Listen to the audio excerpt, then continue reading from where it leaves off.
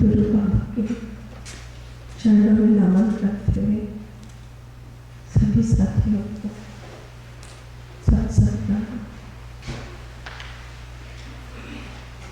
Virginia की भूमि में सतगुरु बाबा का आशीर्वाद हम सभी साथियों के लिए बहुत ही विशिष्ट बात है कि बाबा गुरुदेव देश से विदेश तक उनके भाव प्रसारित स्वतः ही पवित्र है। आज का ये दिन हम सभी के लिए बहुत विशिष्ट है और इस विशिष्ट दिन पर गुरु महिमा क्या है से हम एक बार और दोहराएं। बिरलों को गुरु की कृपा मिलती है। बहुत बड़भागी होते वो जिन्हें गुरु मिलता है। बाल्यकाल में जिन्हें माँ बाप का साया मिलता है उन बच्चों की परवरिश बहुत अच्छी होती है। और जीवन में अगर गुरु मिल जाता है तो जीवन का आंतरिक विकास बहुत सुंदर होता है। कृपा श्रेष्ठ कृपा है जीव के ऊपर, और इस कृपा का अनुभव हम सभी को करना है। गुरु क्या नहीं करते जीवन में।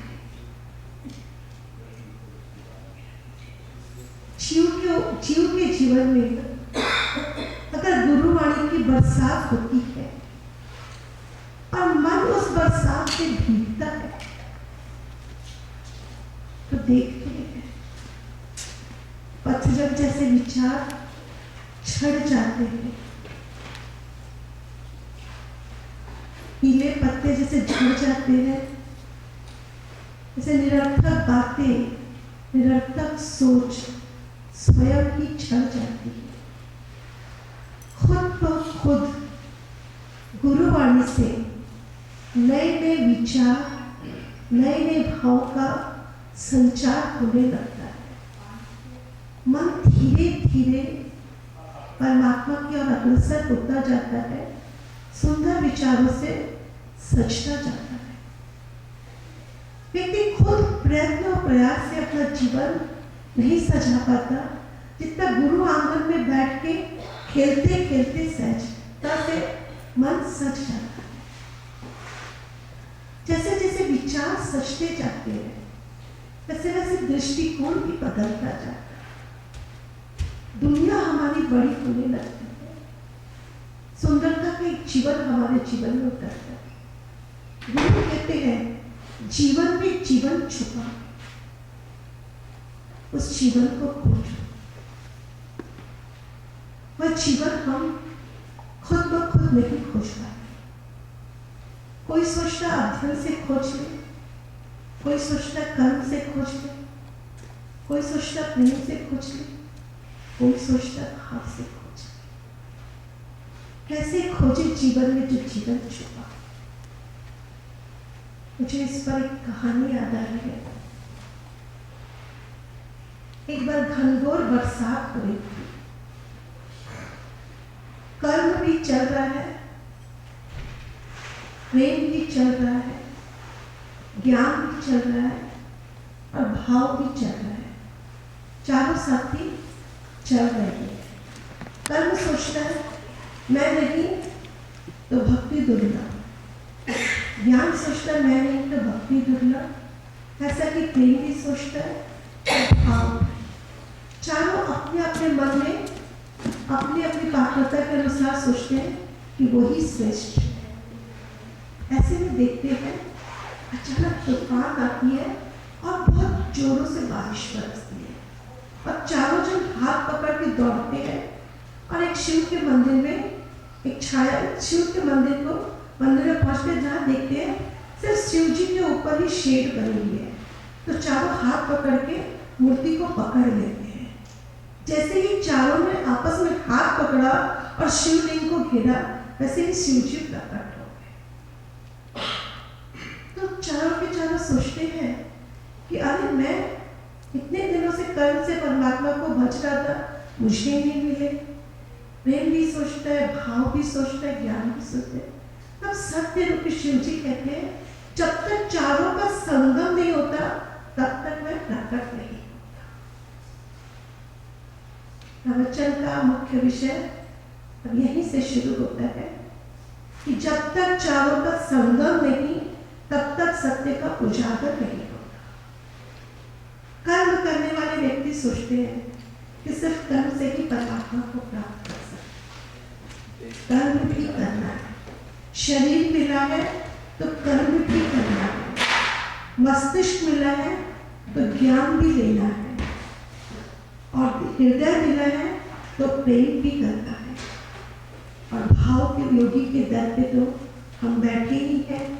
सद्गुरु तो भाव ही देते हैं, लेकिन चारों का हमारे जीवन में सम्मिश्रण होना चाहिए तो हम एक सफल भक्त बन सकते हैं। हमें अपने जीवन में यही देखना है कि हम चारों चीजों में समानांतर चलते हैं कि नहीं। कई बार कर्म इतना कर लेते हैं कि शरीर से थक जाते हैं, सत्संग शुरू होती है, हमें नींद आ जाती है, क्या करें, थक गए। कई बार इतने ठीक मस्तिष्क में है, पर जब लाइफ रीड करते हैं तो प्रैक्टिकल कुछ भी नहीं यूज कर पाते। सब कुछ खाली पुस्तकों का विषय है। गुरु जी खुद कहते हैं कि सत्संग पुस्तक का विषय नहीं है। अक्षर के अंदर जो प्राण शक्ति होती है वो प्रभु कृपा से ही हम पकड़ पाते हैं। शब्दों का अर्थ पकड़ना अलग है और शब्दों के अंदर एक प्राण शक्ति है जो गुरु कृपा से गुरु आंगन में मिलती है। वरना आंगन में कोई नहीं आता।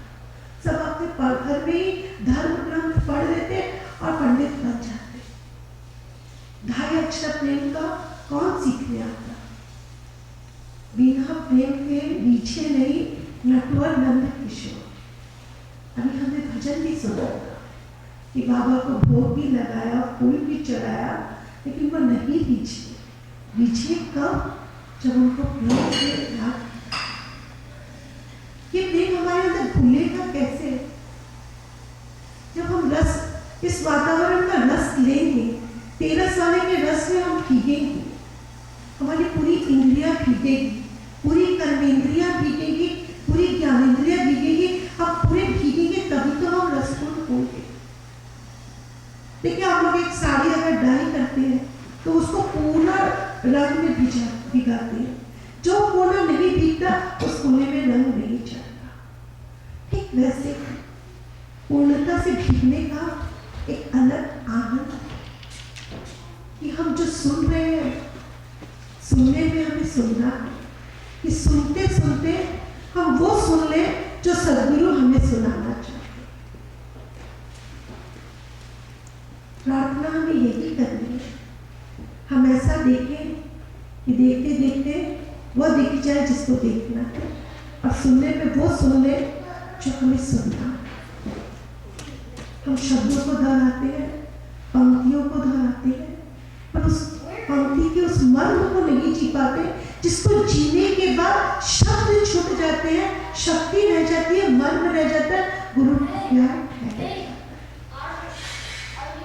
एक बार अगर जीवन में गुरु का प्यार उतर जाता है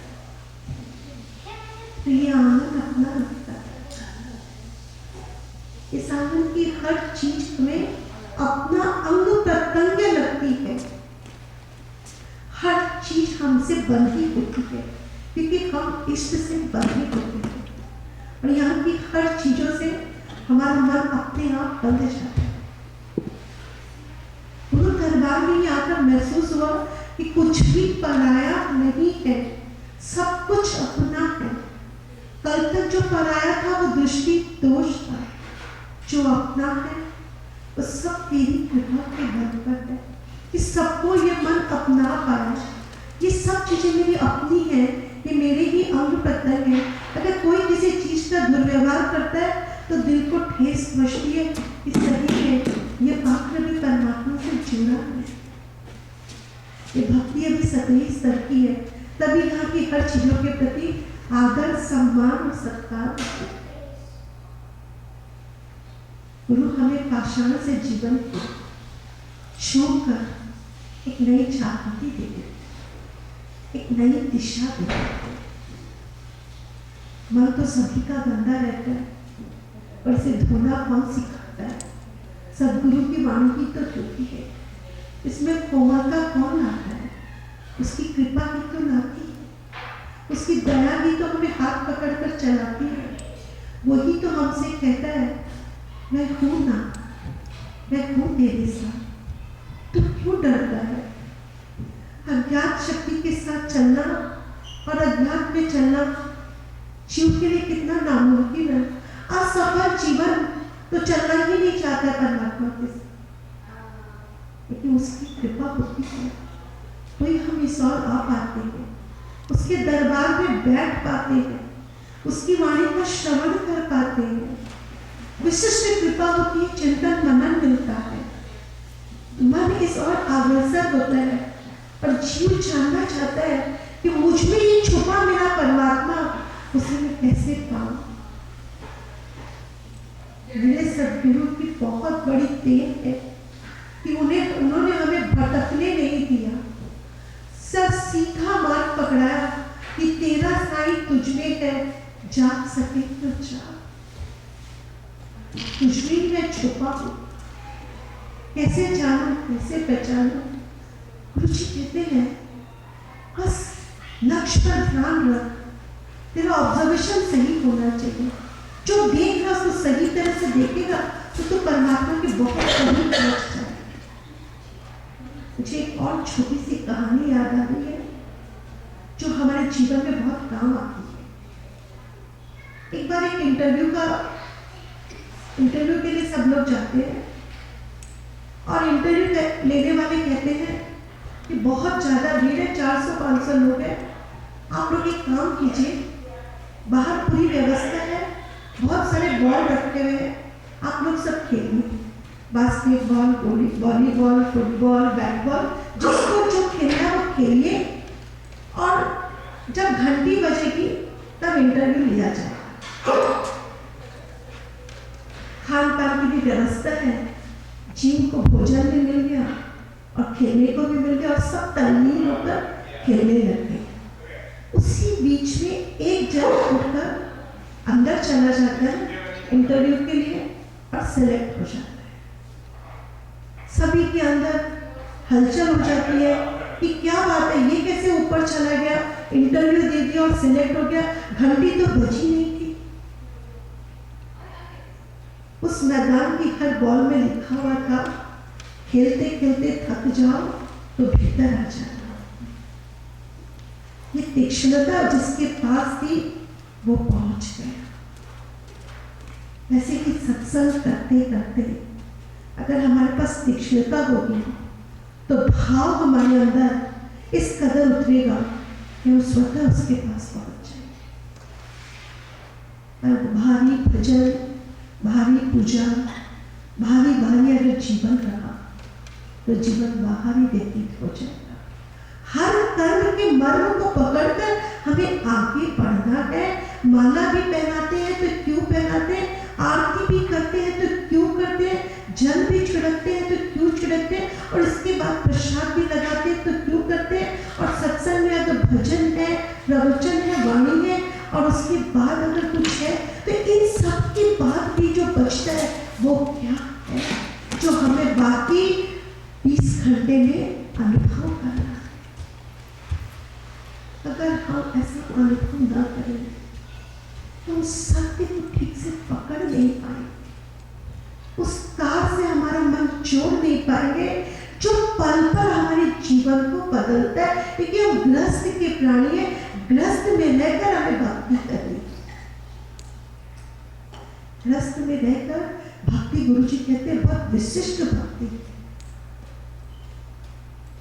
एक हाथ में काम और एक हाथ में राम, हर कर्म ही परमात्मा का भजता हुआ करते जाओ, जीवन सफल हो जाता है।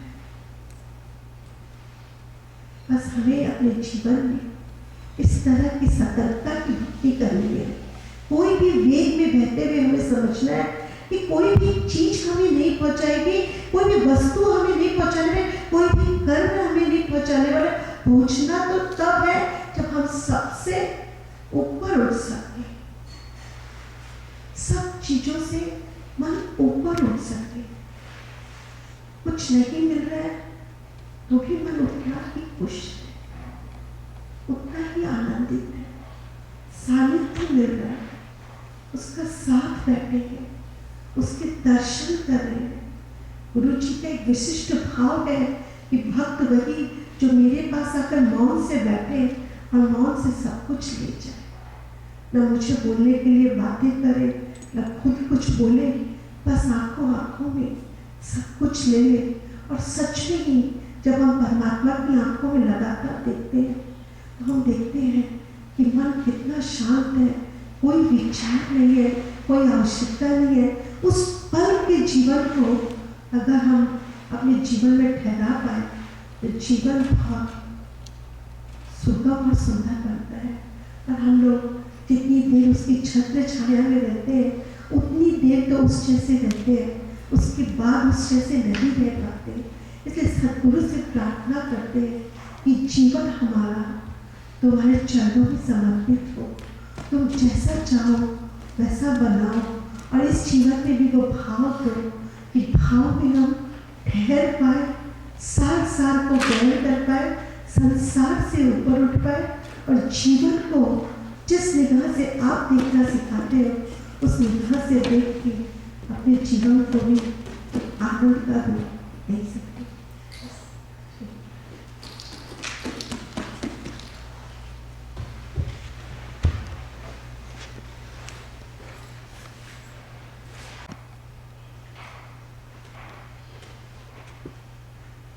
सत्संग भवन के तीसरे वर्ष में प्रवेश करने की पूर्व संध्या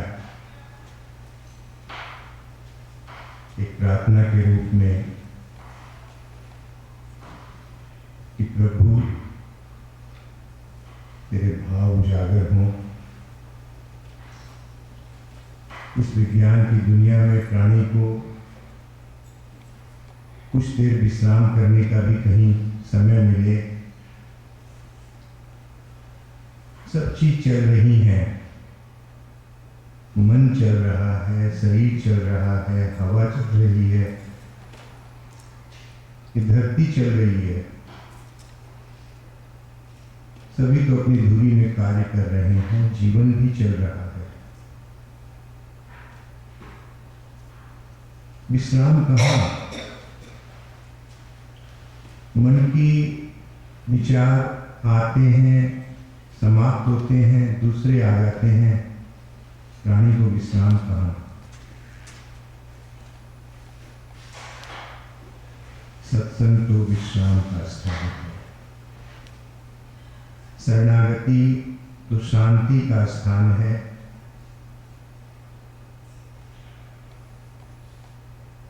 और ये शांति की खोज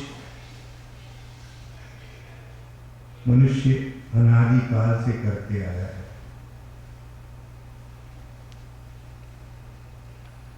बच्चे को मां की गोद ही प्यारी लगती है, सरिता को सागर में ही विश्राम मिलता है,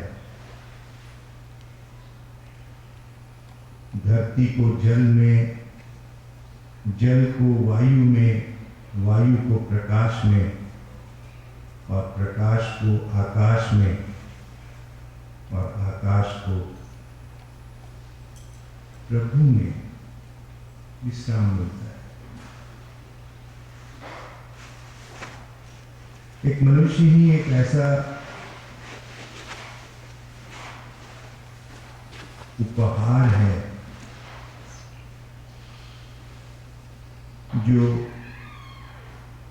जीते जी प्रभु के चरण में विश्राम कर सकता है।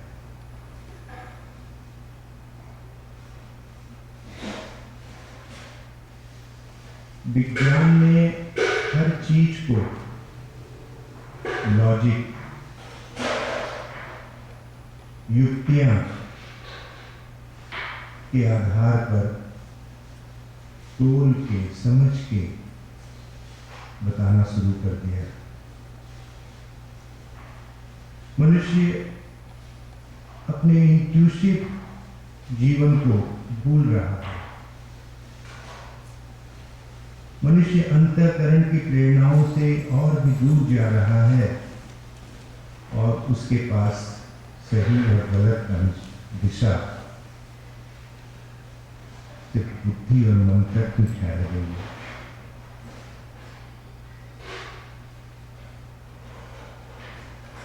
हम अंदाज कर सकते हैं कि हमारी संकीर्णता का जन्म हो रहा है।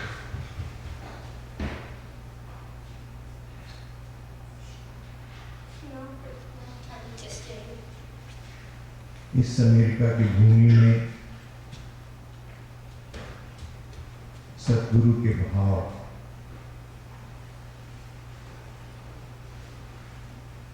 उनका तो ये संदेश ही था कि आत्मानंद का प्रसार हो। जो आनंद तुम्हारे आत्मा में है, जो मस्ती तुम्हारे स्वरूप में है, जो विशालता, तुम्हारे अंदर छिपी हुई है वो प्रकट हो। तुम्हारा जीवन हर संभावनाओं को अभिव्यक्त करे। ये प्रकृति, ये सृष्टि, हर चीज प्रभु के द्वारा रची हुई है। ये गृहस्थ, ये संन्यास, ये कर्म, ये भक्ति, यहाँ कुछ भी त्याज्य नहीं है। सिर्फ लेना है, प्रभु का प्रेम लेना। प्रभु के आकर्षण को पाना है, जीवन में गति आए। हम कह सकते हैं कि हम तो बढ़ रहे हैं, विचार नए नए आ रहे हैं, लेकिन ये विचार उस घेरे के हैं। घेरा बड़ा कर दिया गया और प्राणी उसके अंदर में उछल कूद कर रहा है। उसे ये अनुभव हो रहा है कि हाँ, मैं कार्य कर रहा हूं, लेकिन वो है घेरे के अंदर।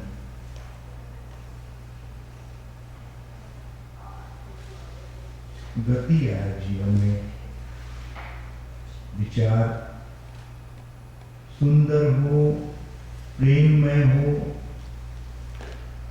और कर्ममय हो। और ये तभी हो सकता है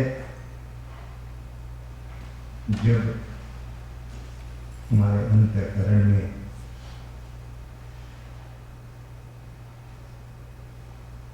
सोया हुआ परमात्मा जगने लगे, सोया हुआ प्रेम बढ़ने लगे। और ये सत्संग और ये गुरु के भाव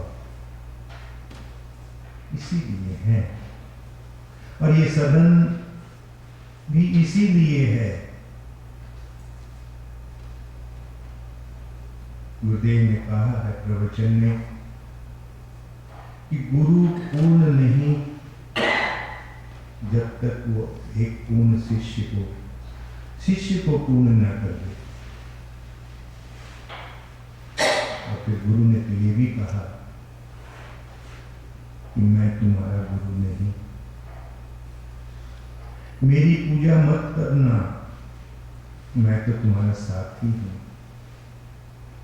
मैंने तो बाबा की पूजा की, बाबा से पाया और आप सबको बताया।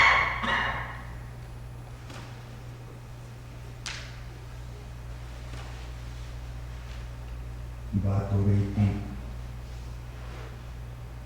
कुछ नए भाई आए हैं और ये समय 15 से 20 मिनट का कुछ प्रश्न उत्तर के लिए है।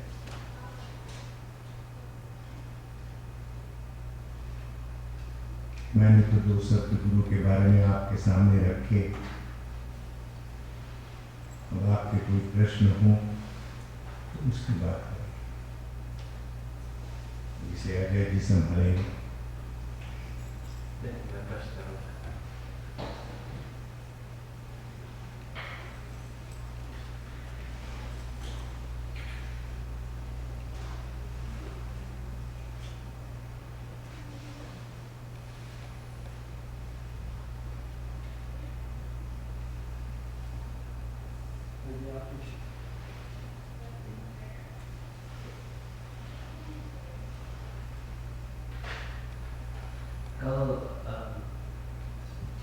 Yesterday we were at a party and when we went, तो ऐसी बात हुई थी।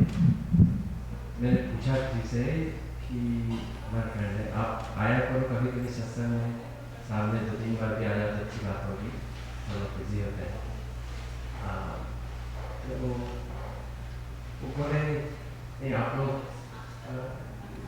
guys are doing good, we understand what you're doing, it's good. But somehow he says, I cannot see myself being another human being. I said, that's okay. And the wife said, no, मेरे गुरु है कोई, because they all guru है. The wife believed in a guru, and husband said, I could not see myself praying another human being. I said, that's true. But when you come to satsang, you need to block, you need to close your eyes if you do not want to see what you do not like. But listen to the bhav, listen to how we live, listen to how it gets us closer to God, how it gets us closer to being a good human being. And you will see that your 2 hours that you give us in a week could be worth it. As भाई जी saying कि सब चीज़ें दुनिया चल रही है, भाग दौड़ रहे हैं, and through science we are analyzing and logic. But we as human beings can find solace in this life here itself, and we are lucky to have that opportunity. So the gentleman was listening to me. He said, all you do is just close your eyes and listen, and this is where you find peace and shanti. That's what we're talking about. As well as, so that was yesterday's conversation. Anyway, but I think this is 3rd year we are here. And we're learning a lot in the process. We discussed, we have a lot of questions in our mind. I think everyone who's sitting here has a lot of questions about a lot of things. And we think, we analyze, we think, and we try to seek the answers that people are looking for. So, and I'm trying to ask question. Can you ask those who are here, those who know this more than me, actually most of you know more than me. So just, anything that you want to ask Heidi here, anybody has from our team here in Virginia, we just got in India, anything we want to ask, we are lucky to have this here, and we're lucky to be participating, and this is certainly taking us in giving us what we seek in our life, from peace, spirituality, humanity really, all of that. So, anyway, Goli, sorry. Yeah. I just said few things like it's a real conversation.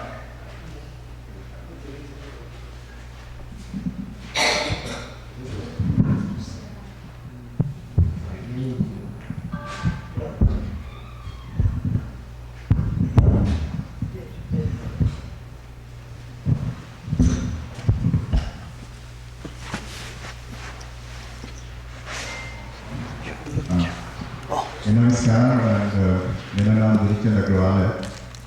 अभी मेरा question I think प्रश्न उनसे, अभी माता जी ने इसके पहले कुछ कहा था कि कर्म, भाव, ज्ञान और प्रेम ये चारों बहुत जरूरी है अगर पाना हो, मतलब चाहे ईश्वर के पास पहुंचना हो या चारों का balance.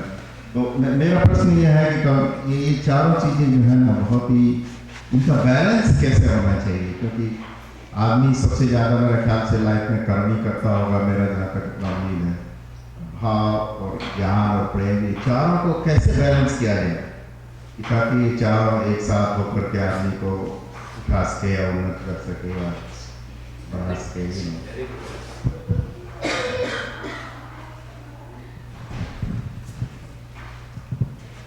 Before I come to answer, I start my discussion from the point he started.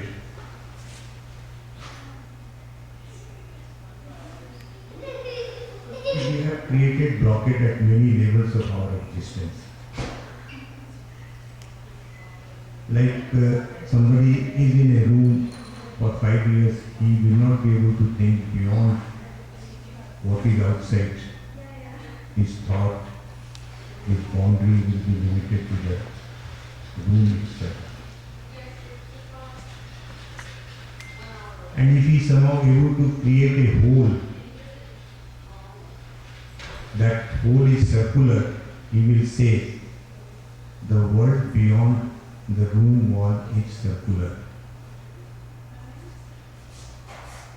If he is able to create a rectangular hole, he will say the world beyond the wall is rectangular. At every step we are going by our notion. What we have done, what we have learned, that prevails in our imagination also. We do not think beyond that. And as a result, what is happening? Our past is blocking our view.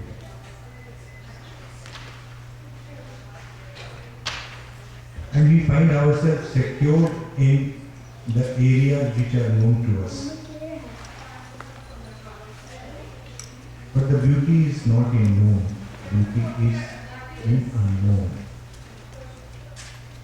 अज्ञात में सुंदरता है, ज्ञात का तुम्हें पता नहीं है. We have to venture out. Yes. What amount of risk we should take? How do we get the risk? In our case, I can say confidently and with my experience, we have to be very calculative or very thoughtful when we take the risk at a worldly level.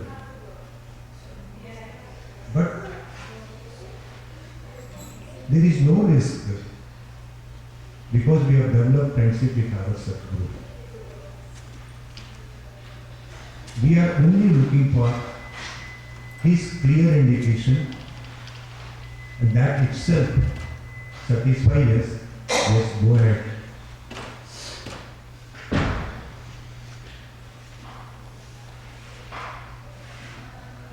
So this blockade has to be unfolded.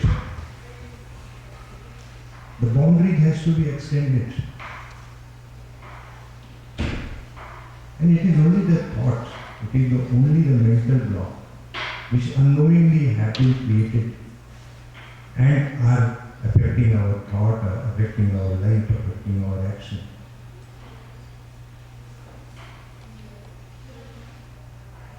We take food. I'm coming to the good point. We take food. Food should be good. Basically, food is carbohydrates. It has to be cooked properly. It should have a good taste. It should be digestible. And ultimately, it gives us the health. Okay? When we are healthy, we can see with the eyes, we can work with the hand, we can think also. If our sight is, foresightness is there, the vision is there. The health ensures that we are able to do the work properly. Similarly, there is something called spiritual health also.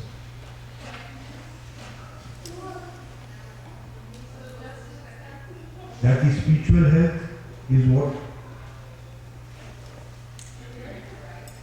Our wisdom is not a point of analysis, it's not a center of analysis.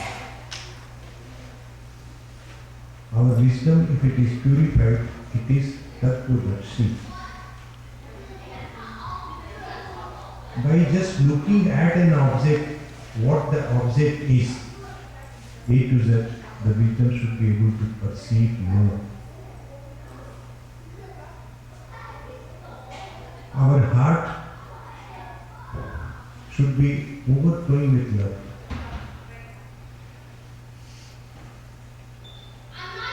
And the most important part of the spiritual health is our ahankar. It should lose affection to the worldly thing. Affection in the sense not the leave the home or leave the life. Attachment. इसे विषयों को खाने की आदत पड़ गई, इसे काम क्रोध अच्छे लगते हैं. तो नाउ इसकी हेल्थ कब सुधरी? जब स्पिरिचुअलिटी के अंदर में आया तो इसको प्रभु का आनंद अच्छा लगने लगा. So all these things put together will give you a good health, spiritual health, where you can automatically you will find the balance of प्रेम, भाव, भक्ति, ज्ञान आपके पास में जीवन में एक आधार को रखिए, उस आधार के साथ कुछ समय दीजिए, उसके साथ दोस्ती को अनुभव कीजिए। मंदिर में जाते हैं, प्रसाद लेते हैं, उसी प्रकार प्रभु की पूजा करते हैं, कुछ शांति कमाई है ना हमने, उसका अनुभव आता है, कुछ तसल्ली मिली, कुछ सुकून मिला, वो अनुभव में आता है। पूजा की घड़ियों में कुछ अनुभव प्राप्त कीजिए, हमारा आध्यात्मिक स्वास्थ्य सुधरने लगेगा, और जब ये सुधरेगा तो उसके अंदर में प्रेम, भाव, भक्ति, कर्म सबका संतुलन आपको रेडीमेड मिलेगा। जागरूकता एक ऐसी चीज है, अवेयरनेस एक ऐसी चीज है जहाँ पे खोजने की जरूरत नहीं पड़ती, वहाँ पे वो चीज स्वतः ही मिलती है। सत्संग और ईश्वर की सामिप्य मनुष्य को वहाँ पर ले जाता है। वो उदाहरण जो दिया गया, वो उदाहरण के लिए था कि जब ये सब मिल गए तो भगवान प्रकट हो गए। नहीं तो कर्म में हम फंसे थे, हमें शरीर का स्वास्थ्य पता नहीं, भूखे पेट तो भजन नहीं मिलता, शरीर को शांति चाहिए। वो संतुलन अपने आप बन गया।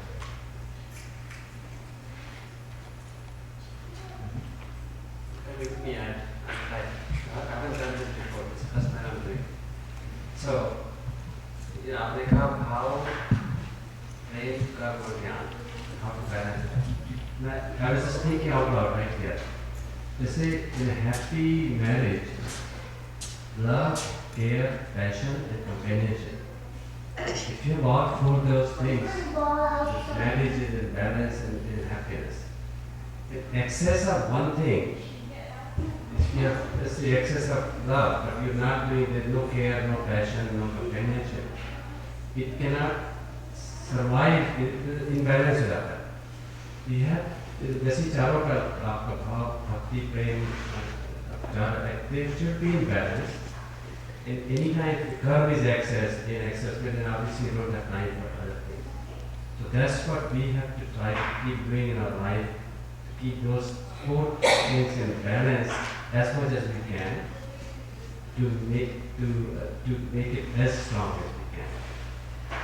And in situations when there's only, if you do 25, 25, 25, 25, 100, and if one is very high and everything else is zero, it doesn't work. So that's how we have to try to do that ourselves, knowing that will be the stronger foundation.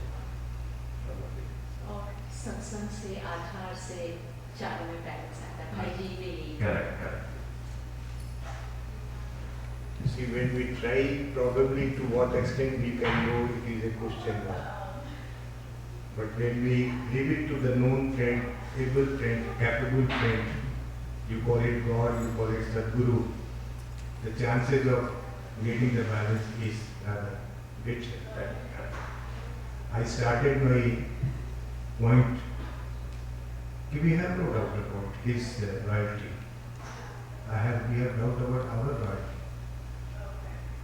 हमें हमारे ऊपर में कुछ किंतु परंतु हो सकता है, लेकिन हमें सद्गुरु की कृपा और उसकी महानता, उसकी दान के ऊपर में कुछ भी किंतु परंतु नहीं। इसलिए हमारे लिए तो ये भी तो बात प्रवचन में आई थी कि हमारी खोज समाप्त हो गई, हमें क्या करना है। गंगा बह रही है, स्नान करना है, डुबकी लगाना है, शीतलता पाना, उसके हवाले होकर सागर पहुंचना।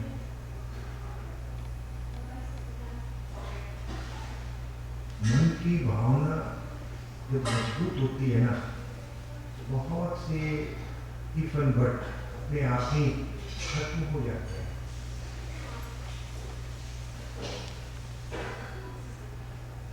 एक शकुंतला देवी बोलकर हैं भारतवर्ष में, मैथमेटिक्स के बहुत स्ट्रॉन्ग, आप लोग नाम सुने होंगे।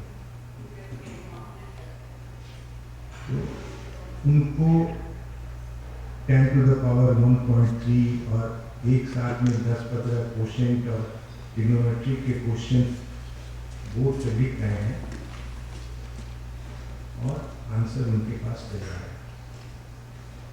आप उस आंसर को जिसको चेक करना हो चेक करना, क्वेश्चन समाप्त नहीं हुआ उसके पहले आंसर लिख देते हैं। उन्होंने तो अपने मन की स्पष्टता तो की, अपने मन की क्षमता की बात है, तो सिर्फ मन की बात है, बुद्धि की बात है। इससे आगे भी तो हमारे बहुत से प्लेटफॉर्म हैं जहाँ पर हम अनभिज्ञ हैं अभी तक, लेकिन उनको भी सजीव बनाया जा सकता है।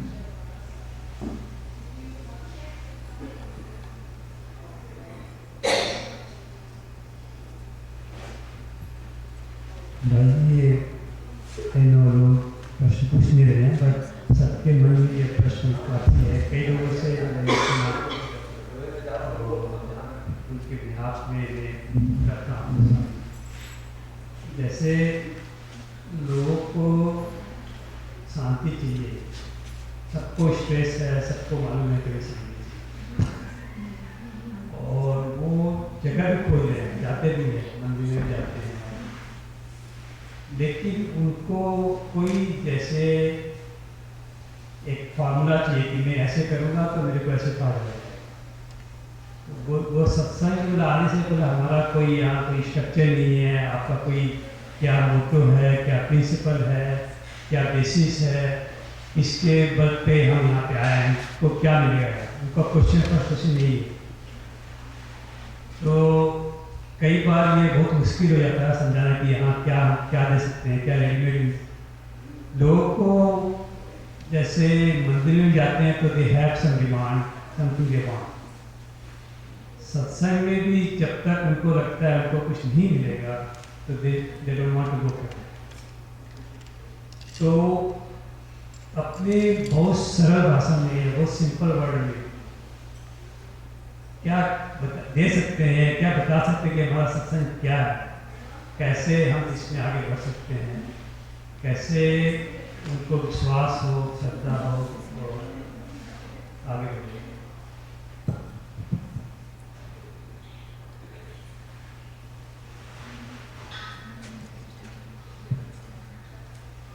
I don't know about others, but this again personal experience.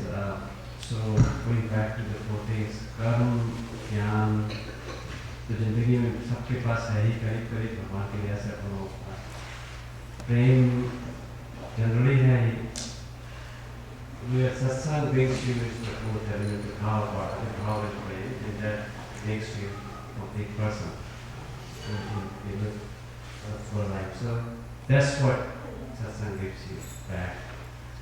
Speaking through your heart, speaking through your sense of humanity and praying together and discussing quickly. That's what you'll get out of it. Like I believe, as I said, कर्म और ज्ञान तो हमारे लिए है, but most of us, most them highly pretty much, so that sums it up, and that's how you get the balance. Yeah, that's my thought.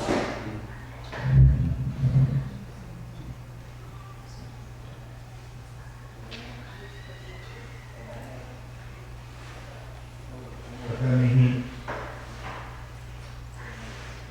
भगवान के बारे में प्राणी ये फटाफट इतना क्यों समझता है। प्रकृति के अंदर में एक बीज भी लगाते हैं किसान, तो बीज को भी सेना पड़ता है, सींचना पड़ता है, और फिर रूट आती है, वृक्ष बनता है और फल निकलते हैं। क्या ये प्राणी भूल गया कि आज जिस अवस्था में वो है इसके पीछे उसकी कितने सालों की कहानी बनी हुई है, कितने युग, कितने जन्म कि वो प्रारब्ध, संस्कार, भार, विचार लेके बैठा है। फिर भी प्राणी की खोज है शांति की। क्यों? क्योंकि शांति उसका स्वरूप है, शांति उसका मूल है। समय लगता है। सद्गुरु का सत्संग कोई जादूगर का स्थान नहीं है। नहीं यहाँ पे कोई चीज दिखाई जाती है, नहीं यहाँ पे कोई सिद्धि के चमत्कार दिखाए जाते हैं। लेकिन इस बात का दावा जरूर है कि जीवन के अंदर में बदलाव की शुरुआत हो जाएगी। शांति का बीज बोया गया है, प्रेम का बीज बोया गया है। सोचो तो सही, हमने कोई स्थान दिया था उसको हमारे अंदर प्रवेश करने के लिए। हम तो थे हमारे घर में, चारों तरफ से दीवारें बंद कर रखी थी, अलग जगाई है उसने। क्या पड़ा था उसे? समय लगता है। भूमि को उपजाऊ बनाया जाता है, खाद दी जाती है, सींचा जाता है, और सबसे बड़ा उस माली की श्रम जो कि उसे वृक्ष में परिवर्तित करता है। क्या हमारे लिए इतना ही पर्याप्त नहीं कि हम सही दिशा पर चल तो पड़े? समय आता है, और यदि सद्गुरु नहीं आते तो शायद हमारे मन में ये प्रश्न भी नहीं उठता जो आज हमारे मन में उठ रहा है। शुरू की परिश्रम में जरूर थोड़ी सी मेहनत होती है, और उसके बाद गति विपुल होती है। जो चीज अच्छी हो रही है उसे हम होने दें। यदि आज भी हम हमारे भार को, हमारे विचारों को प्रभु के चरणों में छोड़ते हैं, तो उसे काम करने में बहुत कम समय लगेगा।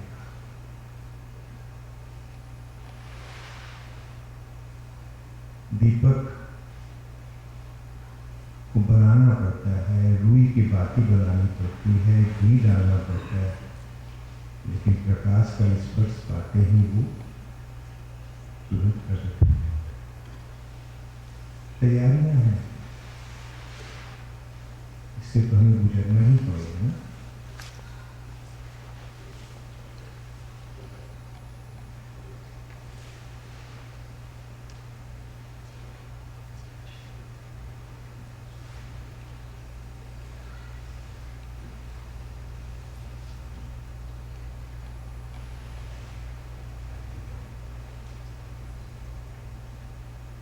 सब आगे का भाई से पास करना ही किया।